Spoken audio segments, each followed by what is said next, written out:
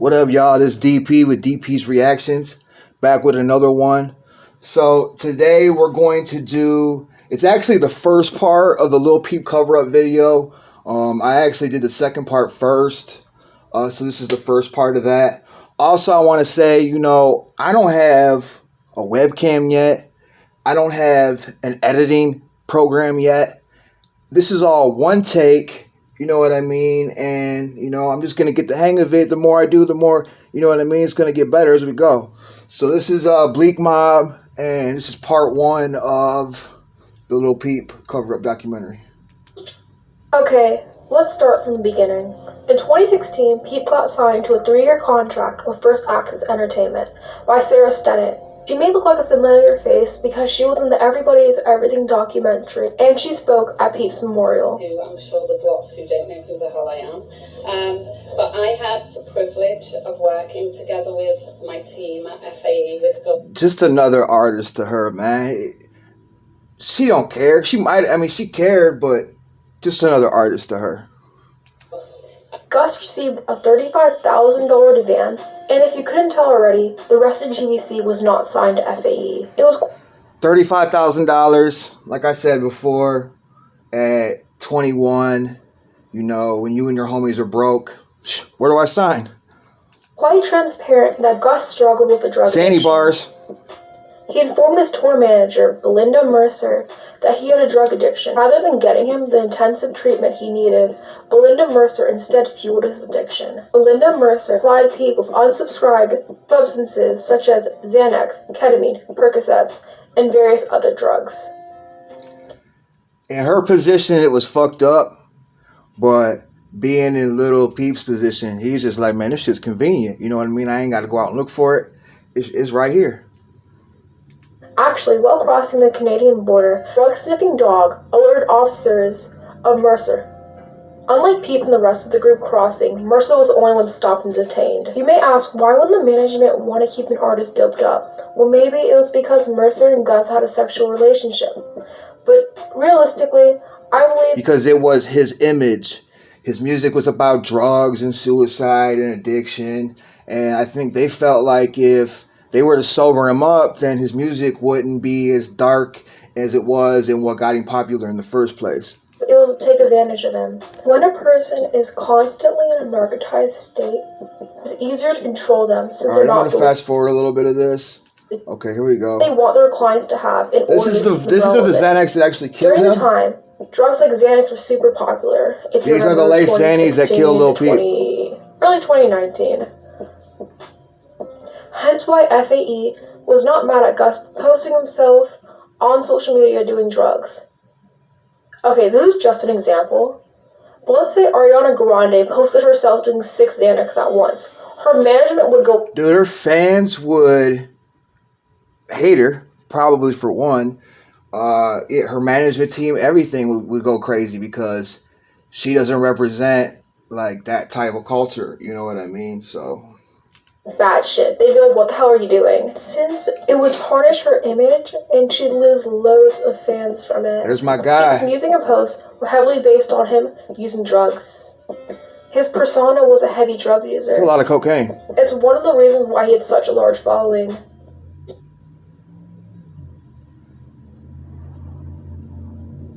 Hey, Beamer Boy lyrics. If y'all a Lil Peep fan, y'all know that's Beamer Boy. Like I said, one rule of the label is to keep them relevant. I can't stand these two people. I hate these people. I understand they're part of it. Why did his manager, Sarah Stennett, gift him a bottle of Xanax while in the UK? As time went on, Gus began to hate his management. Pete probably asked for the Xannies. To keep it real, being a drug addict, I'm a drug addict. Being in active addiction, he's probably reaching out to everybody, and you know what I mean? And they're just enabling the fuck out of him. Enabling him. Never one time it was like, Pete, maybe you should get treatment. Like, treatment was never even like a word that was probably ever even spoke of. He felt like they never listened to him. For example, he wanted to stay with GBC. But since FAE was opposed to this idea, This created tension, hence why they claimed that members of GBC were bullying him. He told members of the GBC that he wanted to leave his management. GBC. This is a touchy subject, and you know, multiple people have multiple opinions about this. So, Lil Peep gets signed, he gets his money, right? Okay, so they're back in California, they're all partying, they're all kicking it. Now, mind you, the rest of the group is still flat broke. Peep's the only one that's got any kind of bread. And so he's looking out for the homies, you know what I mean? But don't get shit fucked up. It could be the homies you're looking out for. But after a while, that's just going to get old, man. Like, they're your friends, but it's like, damn, I just keep giving and giving and giving and giving. You know what I mean? Not saying that he didn't love GBC, not saying that he didn't have great times, because I know he did. But being 21 and trying to take care of 5 other 21-year-olds just really isn't easy. Couldn't be easy. So They encouraged him to leave the management because they were aware of how mistreated he was. When Peep came back to LA, he wanted to break his contract. Peep was nice, but definitely wasn't bullied. Yet was persuaded not to by the label. Okay, now let's talk about the Come Over When You're Sober tour. So I never actually looked at this list. I'm from Toledo, Ohio, so I wonder how close did he get. A lot of California dates, Boston, Philly, Austin, Texas, St. Paul, Providence. So, damn. He didn't really get close to us at all. I would have had to have went to, like, Philly to see him or something crazy. Damn, that's crazy. In other words, the straw that broke the camel's back. Throughout the whole tour, he was high. His tour manager, Belinda Mercer, was supplying him with drugs. Pete probably didn't sleep, but, you know, it's funny because in part 2 of this video that she made, the tour manager talks about how Lil Peep was asleep in his normal, like, routine that he does. But then again, in one of the other videos with the GBC member, they talking about being up for days and days and days and days and partying and doing cocaine and being up. But so he's up for all these days, but you see him sleeping every night? Like, how does that make any sense? Allegedly. In a sense, he was basically spoon-fed pills. Keep in mind that the management of FAE was well aware that he was a drug addict.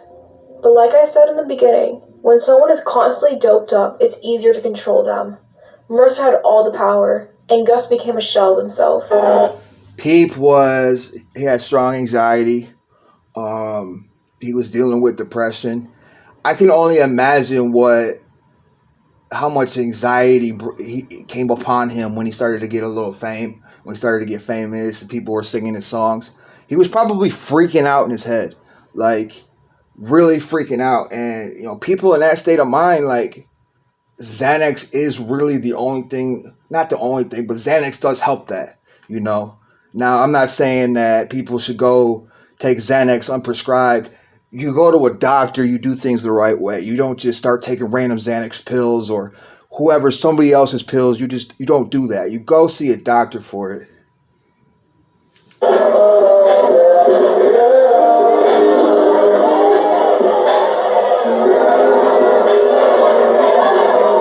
I love the song Girls with Horsehead.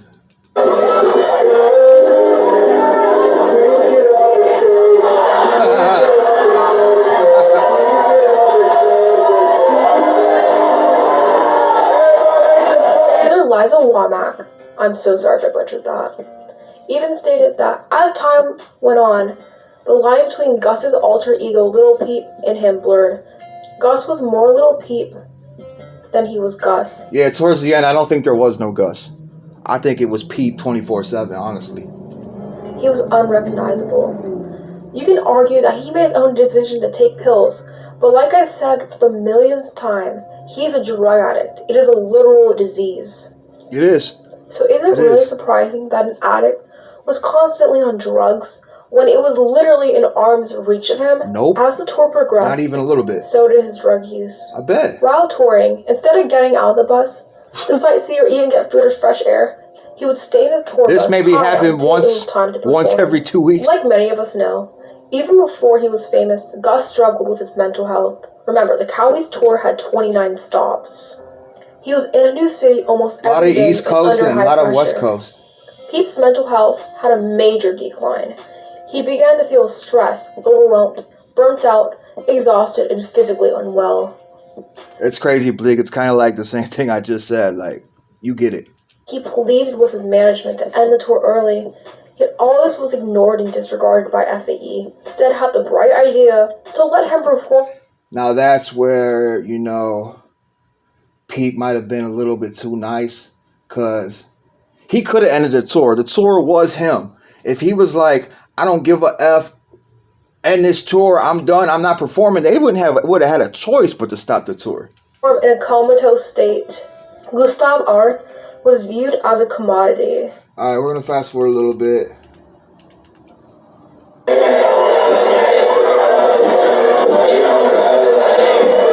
Hellboy.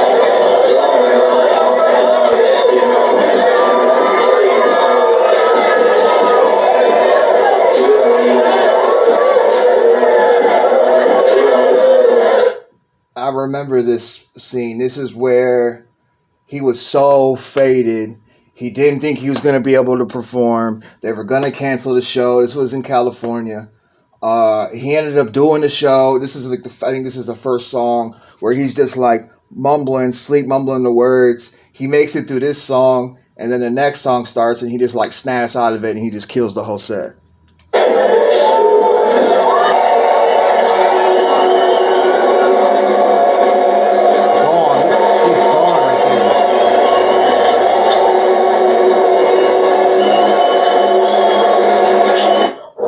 Right fucking mind would allow someone to be unconscious and perform show after show after show.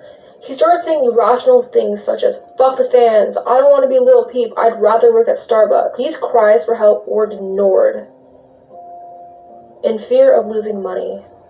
During his El Paso show, aka the last time he ever performed, I just want to say that there's a video on YouTube. Somebody recorded the last concert in El Paso, and I'm actually going to react to that soon. He killed it. He killed the last performance, played some of his best songs. The last song that he ever performed was Cry Baby, and the last lyrics of that song says, I make music to cry to, and then he ended up dying the next day. So, I mean, it's just crazy. Gus did not want to perform that day. He was exhausted and pleaded with his management to end tour early because he literally only had 2 shows left. So financially, they would have recovered. FAE was like fucking sure. Elon Musk just coming up. I can't stand these people, man. I gotta fast forward this. This shit really big. Let's talk about Peep's documentary, Everybody's Everything. In my opinion, this documentary was a huge cover-up by... I agree with you 100%. They made it exactly like you said. They made it try to seem like GBC was at fault. Magnet gave them the pills. Blah blah blah. First Access was the almighty savior and wasn't able to get there in time to save him. That's such bullshit. First Access Entertainment. Mayor Stennett was even one of the producers. Okay, let's look at the Magnet. That's what I said. And especially when I know the fucking truth, And I know that this shit is just so wrong, my nigga. Magnet's a junkie too. Yeah, Magnet was introduced to the girl who came on the bus that had the pills, but he took some pills too. It's not like that, you know what I'm saying? He was looking for heroin, but they got Xanax. So Peep took some, he took some. I think he only took like 2 or 3 from what I understand, and Peep took 6, and Pete probably already had so much in his system, including, and not only that, the fentanyl that was in the pills is really what did it, man. What stopped his heart, unfortunately. All lies. I'm just so paranoid, may not even be y'all doing. I don't know how this may be flipped, What specific parts of this... I also can understand, though, people that don't really know the story, you know what I mean? And, people that only see, certain things, let's say they only seen his part of the interview and a little bit of information, it could look like he was salty and jealous of Peep because Peep was getting ready to leave, and they knew that once Peep left, it wasn't going to make no money. You know what I mean? I've heard that theory, which it's totally bullshit. It's totally bullshit. Magnet and Peep were close. Little Peep and the rest of GBC were super close. I'm still fucked up that Tracy wasn't on this tour. God. Documentary are going to be pointed against me and my family. You know what I mean? Well, it will have nothing to do with you guys. It will be completely out of here, bro. You feel me? No, I mean, like after this comes out, you feel me? Certain parts that get picked up, you know what I mean, and edited by the conspiracist, and oh, this is why this happened, and this is why the suck my dick, bitch, nigga. That's why this happened, nigga. You feel me? Fuck you, bitch. In this documentary, he's the These are the people that I was just talking about. Thinking everyone They don't really know the truth and twist his words. Unfortunately, he was correct. They did twist his words to create a false narrative that GBC were a bunch of freeloaders who killed. That's exactly what I just said. It's Seriously, crazy.